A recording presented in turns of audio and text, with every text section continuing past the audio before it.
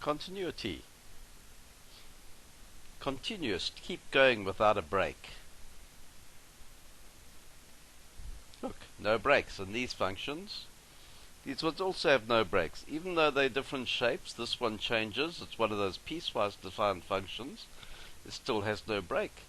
This one here, while the endpoint there is open, in other words, you can have any value down to as near as you like to that value of x, there's still no break.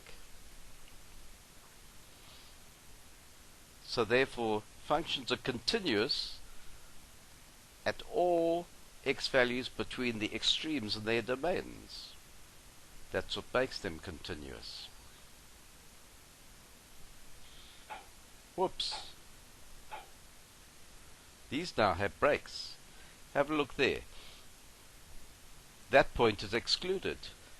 Parabola up till there, and then a horizontal straight line there, but suddenly this jumps down to there. So part of the graph falls out onto the x-axis. Still defined. So in fact, every x value along this distance here has a y value, but over there there's a break and suddenly it's at another place. Here, this is the old hyperbola. Yes, once again, down to negative infinity, up to positive infinity, and here's the good old asymptote. Here we are here, traveling happily along this level here, on this plateau here, and we get to the end and suddenly we fall off the cliff down to there, and then we continue there. That also has a break. So these are discontinuous. These functions are not continuous. When I was at university, I had a bit of trouble with this section because much of the university maths is really quite theoretical, and continuity comes up a lot. In fact, differentiability too, which is later. And you need to be able to prove these things. Mathematicians don't just accept saying, oh, look, there's a jump in the line there. You have to prove something like continuity. So let's have a look at a four-ball picture. Oh, very smart. Consider this here. Here's the definition of continuity. A function f of x is continuous at x equals a if the limit of f of x as x tends to a equals f of a. Let's go back slightly to here. You'll notice as we go along there, we're going towards that y value there. As we're going along this way, we're going towards that y value there. In fact, it's on that y value there. But suddenly at this point, the function value is down here. So therefore, not continuous. Let's go forward again to where we were. There's the definition. That is, f of a is defined. If we go back again,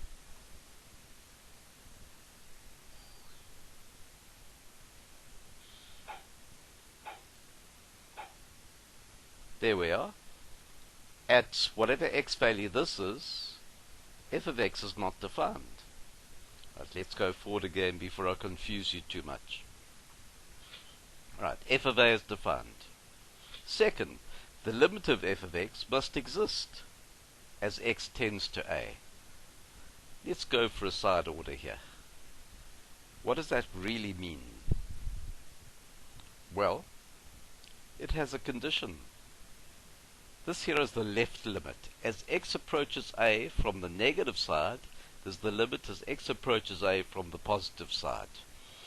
Now here is the condition that those two limits must be equal to one another. If it exists.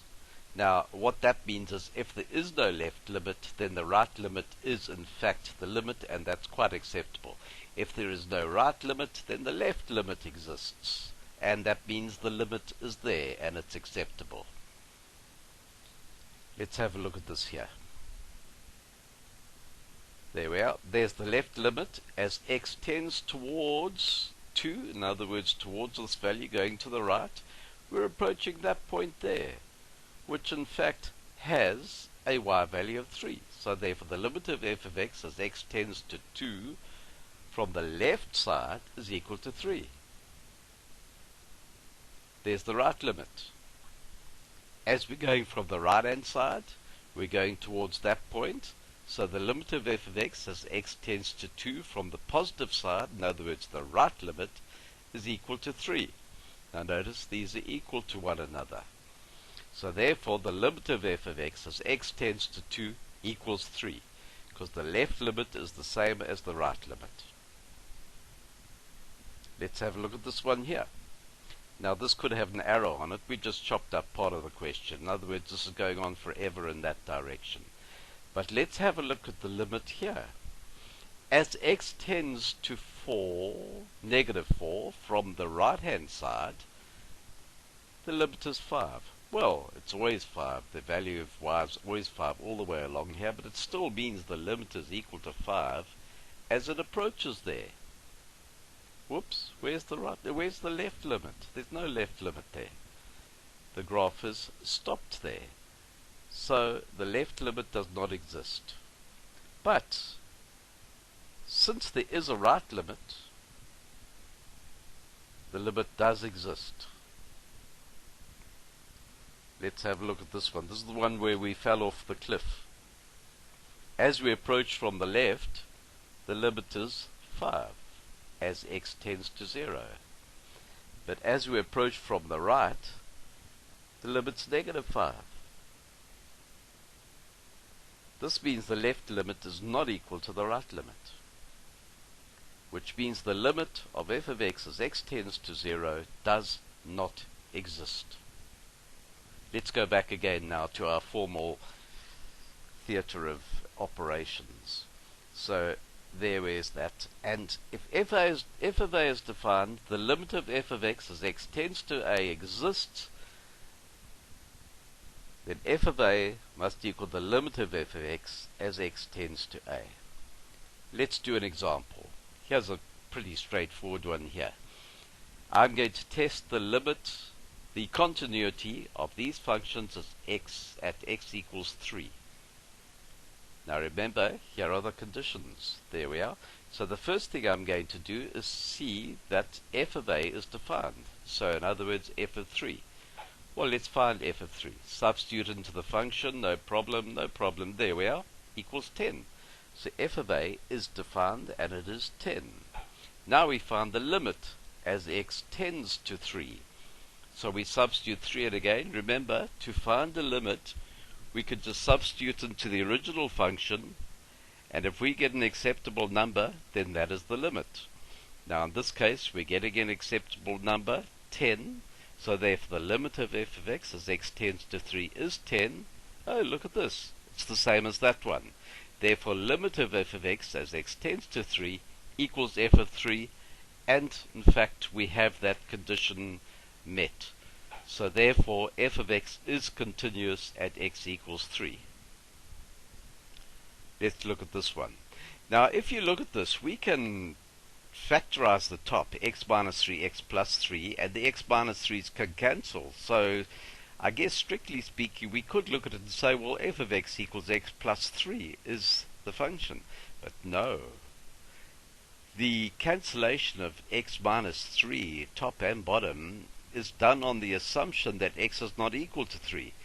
Because you cannot cancel zeros. If we start cancelling zeros and dividing zeros, we can prove anything in mathematics. So, let's have a look at the conditions. There we are. First thing I'm going to do is I'm going to check to see if f of a is defined. So I substitute 3 in to the value of x. So we get 0 over 0. No. That's undefined. This is what's called indeterminate, and we'll come back onto them later. We have a very clever fellow called L'Hopital who deals with indeterminate limits. We've actually dealt with them already. If you consider that what I said earlier in the previous screen, here I said to find the limit, I just substitute the value of x into the function, and if I get a number out, then that's the limit. So I work with a hope, and when I find the limit, I substitute 3 into it. But now if I substitute 3 into there, I get undefined, which tells me, hang on, there could still be a limit. Those who know factor theorem, remember substituting 3 into the top means x minus 3 must be a factor. and substitute 3 into the bottom. 0 means x minus 3 must be a factor, so therefore there's an x minus 3 factor there and there, so they could have cancelled out. Don't worry, I'm probably confusing you. Never mind. All we're saying is not defined, but 0 over 0, if we substitute 0 into there to find the limit as x tends to 0, means that we should go back a step and see if we can simplify this expression by factorization or whatever or other nefarious means you may have. Well, this factorizes. Quite simple. Grade 9 work. Some of you may remember it. I remember it. Look how good I am. So we factorize. Difference of squares. Now I can cancel your x minus 3's. And we have the limit of x plus 3 as x tends to 3. Notice I cancel the x minus 3's. And I'm allowed to do that in that case because I'm not talking about the value at x minus 3. I'm talking about the value, at x equals 3. I'm talking about the value as x is very close to 3. So that's still numbers that can cancel until x hits 3. So the limit we're not actually hitting. We're just getting very close. So if I now substitute 3 into there, I get 6. Well, this is just a bit of a waste of time, really, hey? Because we've already found that f of 3 is undefined. So we could have stopped right there at that point and said not continuous. But I'm going further just to remind you of the other conditions. So while the limit of f of x as x tends to 3 exists, f of 3 does not. So f of x is not continuous at x equals 3. Alright, let's have a look at this one. This is one of those piecewise defined functions. To the left of 3, we have y equals 2, f of x equals 2, which is a horizontal line. At x equals 3, we have y equal to negative 4, which is a single point. 3, negative 4. 3, negative 4. After 3, we have the line y equals x minus 1, which is a 45-degree line. Let's actually see the picture. Oops, oh, there we are. There's the reminder of Cain, what we're looking at. There's the picture. Oh, smart picture. If we have a look, there we are. F of x equals 2, y equals 2, horizontal line, cutting the y-axis at 2, until x equals 3, but not including, so therefore that's an open circle, meaning not including that point. At x equals 3, the y value is negative 4. And after negative 3, where did I get negative 3 from? After 3, we have y equals x minus 1. There it is there, going up that way, 45 degrees. So, let's test for continuity. First of all, we have to find if f of 3 is defined. Well, yes, there we are. When x is 3, y is negative 4. So f of 3 is negative 4. So we've met the first condition. Let's have a look at the next one. The limit of f of x as x tends to 2, as x tends to 3, is 2. I'll say that again. The limit of f of x as x tends to 3 is 2. Have a look. As we get closer and closer and closer there, we're on the y value of 2, and it's not going to change, so therefore the limit is 2. As we come down this way, y is decreasing, or f of x is decreasing, and we're going towards that little value of 2 again. So therefore the limit, both left limit and right limit, as x tends to 3, are 2, which means the overall limit is equal to 2. Oh dear. It's not equal to f of 3. Our conclusion? Well, that's not met. Not continuous at x equals 3. That's it. Let's go back to this one now. Let's bring in a little complication. Not much, but just a little bit of terminology. Now watch this magic trick here. Oh, that's not magic. That's just our conditions. F of 2 equals 0. There we are. F of 2 equals 0. The limit of f of x as x tends to 2 is 3. Not equal to f of 2. Therefore, discontinuous at x equals 2, not continuous at x equals 2. But now I'm going to do a bit of a sneak job here. Sneak job.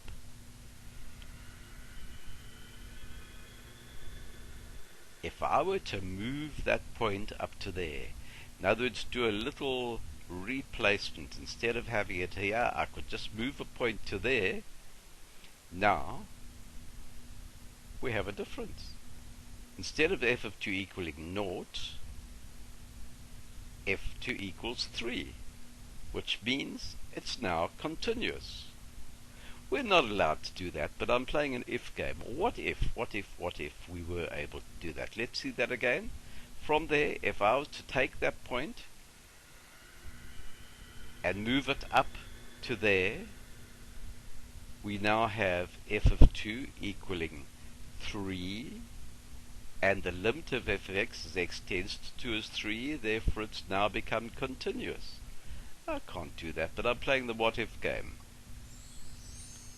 This is called, notice I'm back to what we had before because that's what it is, but it's called a removable discontinuity. So I can remove that discontinuity if I just plug this point into there, even if I plugged another point into there. F of a may or may not be defined. In the next case you'll see that we have f of a not defined. Right, so f of a is defined, but even if this point wasn't there, then f of a wouldn't be defined. I can still have a removable discontinuity by just plugging in a point there.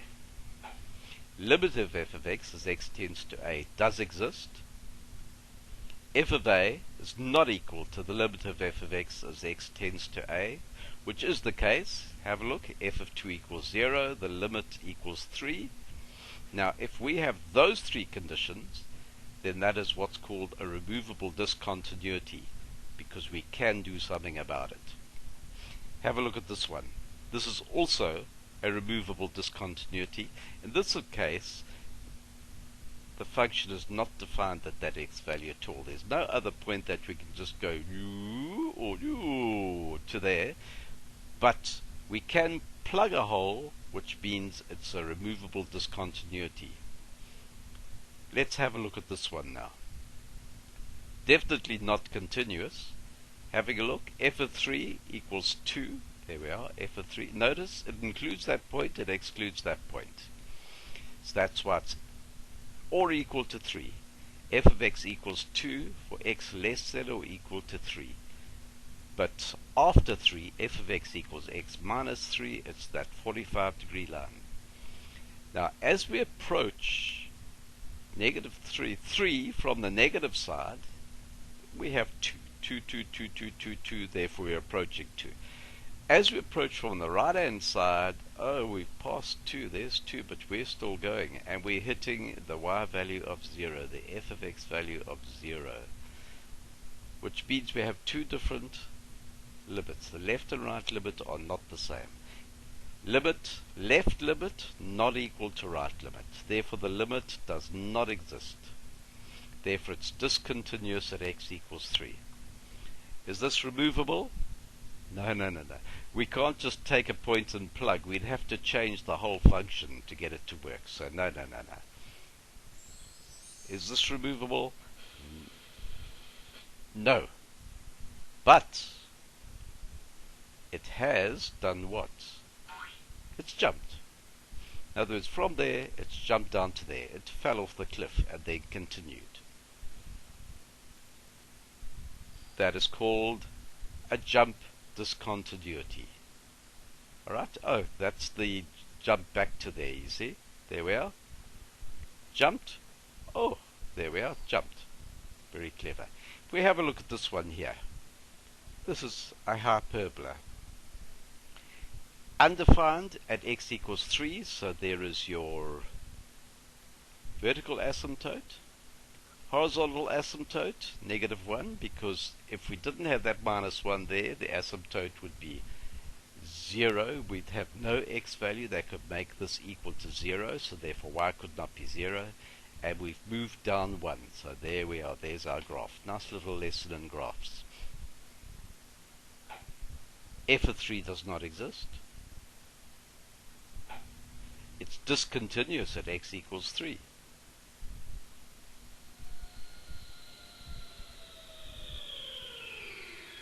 Therefore, the limit of f of x as x tends to 8 does not exist. The graph has jumped. It's one hell of a jump in this case, eh? It must be quite tiring, all the way from negative infinity up to positive infinity, but that's still considered to be a jump.